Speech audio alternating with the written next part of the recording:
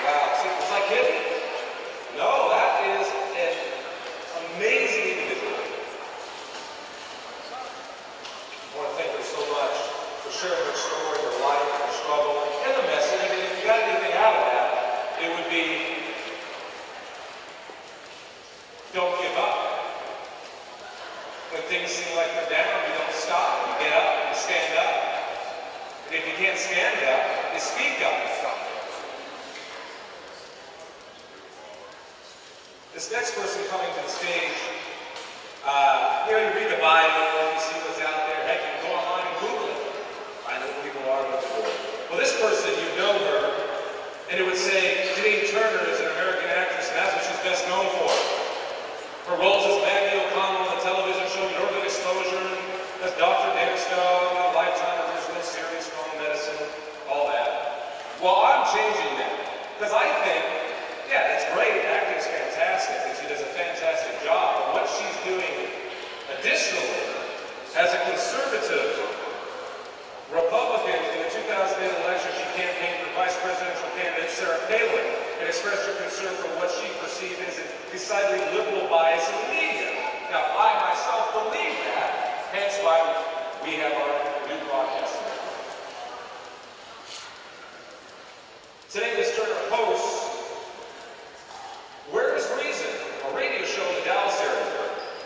Heads up an amazing foundation called Constituting America, and she appears on many Fox shows, including the Ironic Factor Weekly. See, I believe that she'll be defined as a person who stood up in a place that's very hard to do it, and that would be Hollywood. She stands up and she says, you know what?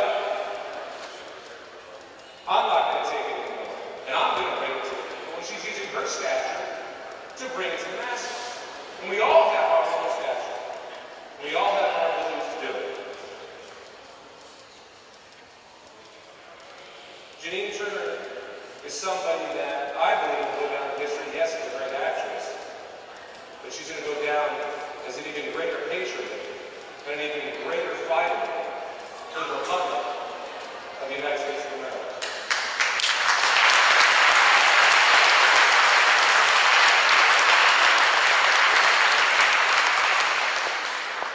It is my pleasure, honor, to introduce you.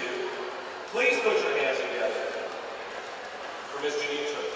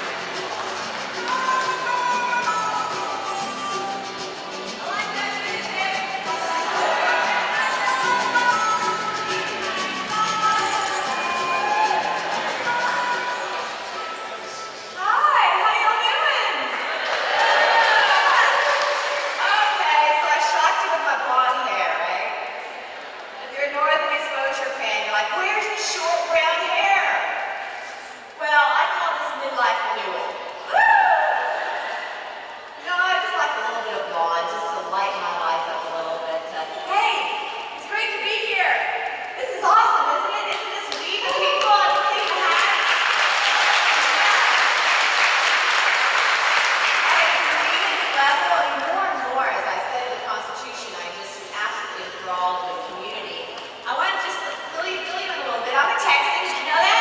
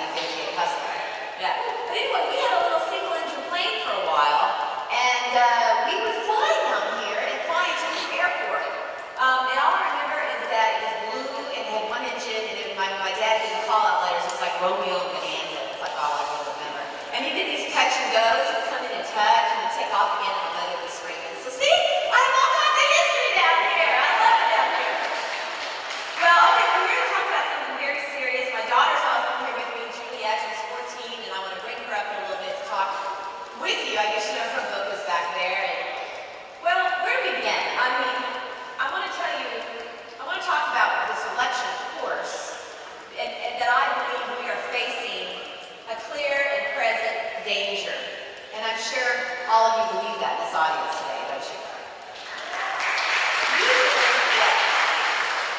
Usually, you know, I believe elections are between just, you know, an American who may be liberal or an American who may be conservative. I think this election is about something completely different, and it's rather urgent, and it's a clear and present danger. You know, I started Foundation Constituting America in 2010 because I just felt that there was a lack of knowledge about the United States Constitution in our country, both with adults and children. Woo! And I'm going to talk, yeah, we got to educate our kids.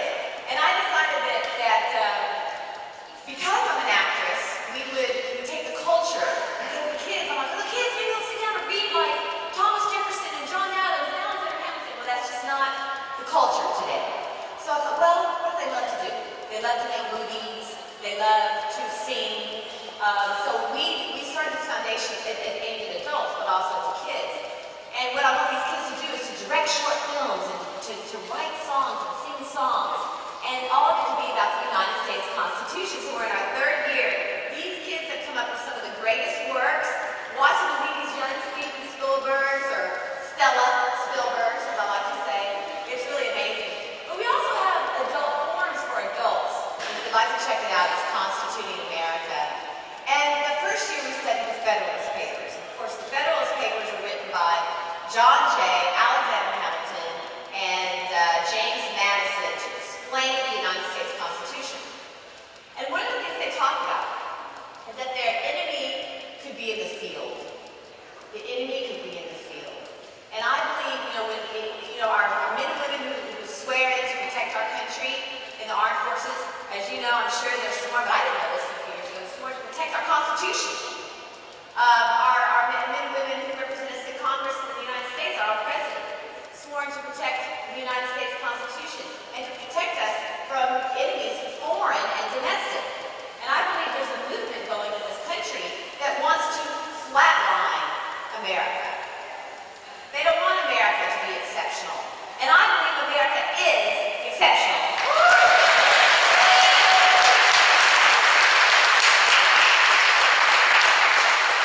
It's so great to be around people who believe the same thing. You know, I spent years in Hollywood. I was in New York City as a 15-year-old, and I was in Hollywood as a 17-year-old. And I was on General Hospital. One of the first things I ever did, everyone remembers that. I love blonde hair then too. But Janine Turner and I were roommates, and I was Laura Templeton, and she was Jackie Templeton. They would all run off to the parties at Jane Fonda's house. And I'm like, well, I'm not going. I'm not going to Jane Fonda's house. I'm like, well, why not? I'm like, well, I don't believe in what she's done for the country and what she's representing, and I'm not going. So there was always this, I was always sort of an outcast in Hollywood because I didn't fit in. My father's a West Pointer. I was raised with jets flying over my head.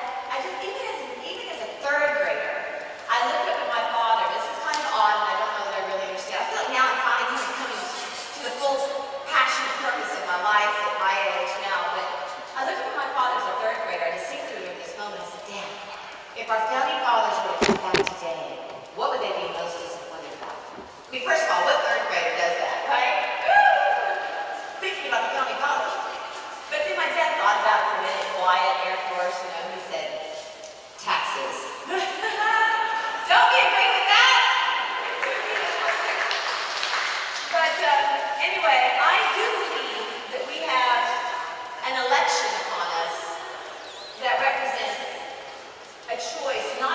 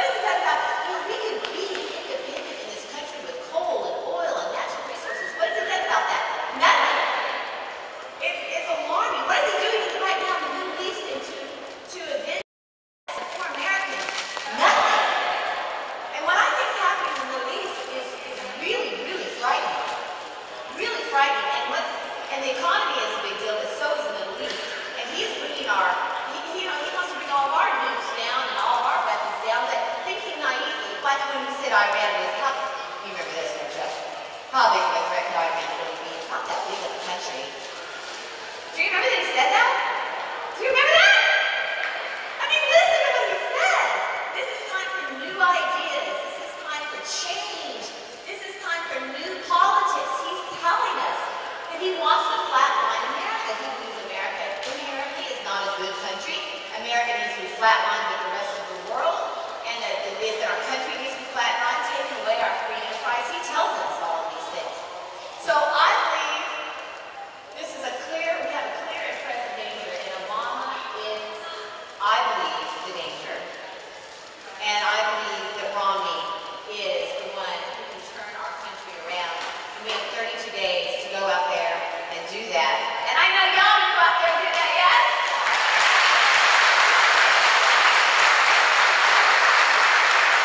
Here's some really good quotes from founding fathers that I find really amazing. This is from Benjamin Franklin. They got a little nippy down here, didn't it?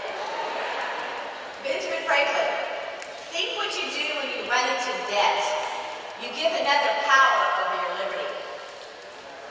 Yep, we're giving away our liberty right now. This is Samuel Adams, good old Samuel Adams, related to one of my favorite founding fathers, John Adams.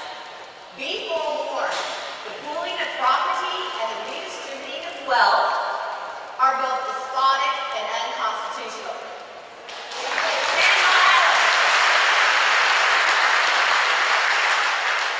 And this is a really interesting quote. Have you heard this before? It talks about apathy, and I want to introduce my daughter, and I would love for her to speak to you because I homeschooled her for 1 year. Just because we were on a 6,200-mile road trip across the country, filming the winners of our We the People 917 contest for Constituting America. It wasn't a glamorous bus. It was one of these RVs where like the refrigerator door was falling off and all that. So we didn't get back in time for school, so I homeschooled her for 1 year. And what I said is go down, Juliette, and write essays based on these scholars, because these scholars come in for 90 days. They wrote essays for us, breaking down the Constitution into small segments so you can really understand what it means. Because you know, we can read it, it's only 7 pages, but what does it really mean? So she wrote these essays for kids in fun fact ways. She interpreted fun facts. So Harper's Collins on the band picked up the book, and now she has a book, and I want you to talk about it. But what she and I are on this mission together, because if we don't educate our youth, we don't have a future either. I mean, even with, we can elect Romney, we can turn our country around economically, but the schools aren't, most schools, not all schools, are not teaching our kids about the fundamental principles of our country, the United States Constitution, and our founding fathers. I've met a lot of these teachers across the country, and there are a lot of them that do it, but it kind of has to be, I got to close the door, you know, it's got to be sort of secretive. And that's a shame. That is just appalling. But why would it be that the far-left liberals would want our kids to be ignorant? They want them to be ignorant so that when the Constitution is slowly taken away from them, they won't know. They won't understand. They don't understand about community. They don't understand about that we're a republic. I speak at a lot of schools across the country. They think we're a democracy, not a republic. They don't understand that we rule through our representatives. They don't understand that the Constitution is the roadmap. They don't understand that Articles 1, 2, and 3 preserve. You know, I say, what do you know about the Constitution? What is it? They're like, freedom of speech. I'm like, well, that's true. But I heard Justice Scalia talking about this, and it's really awesome.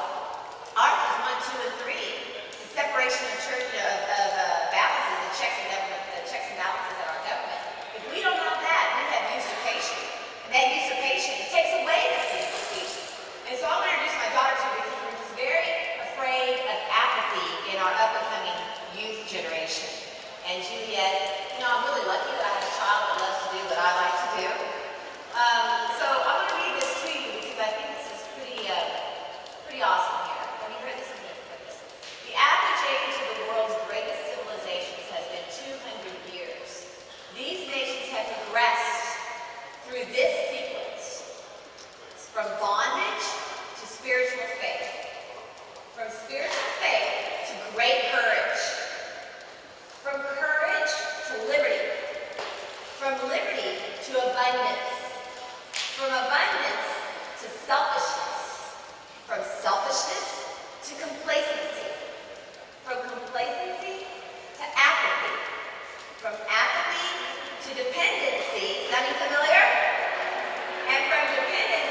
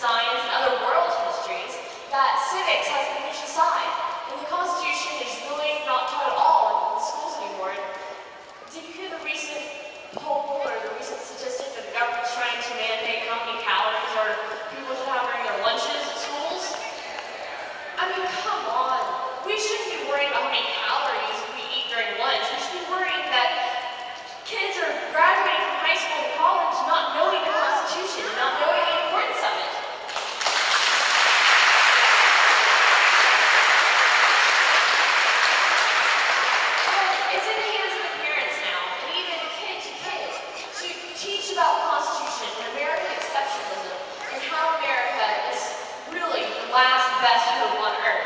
And if we lose America, if we lose our freedom, there's nowhere else we can go. We can't go to the new land and start a new country again. America is the last best hope on earth, and that's what we have to teach my generation.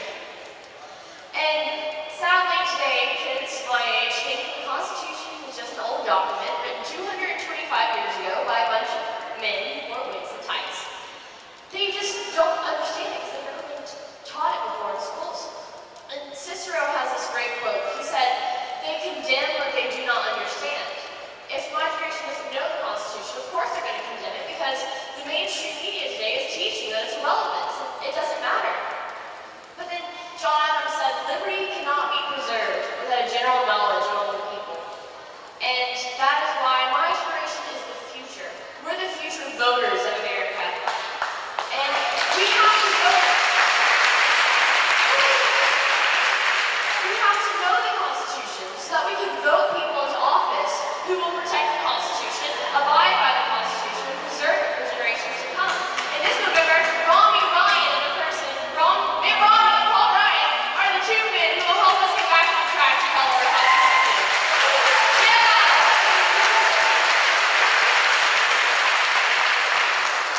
And so, as Mother says, I have my book to teach my generation a typical way about the Constitution.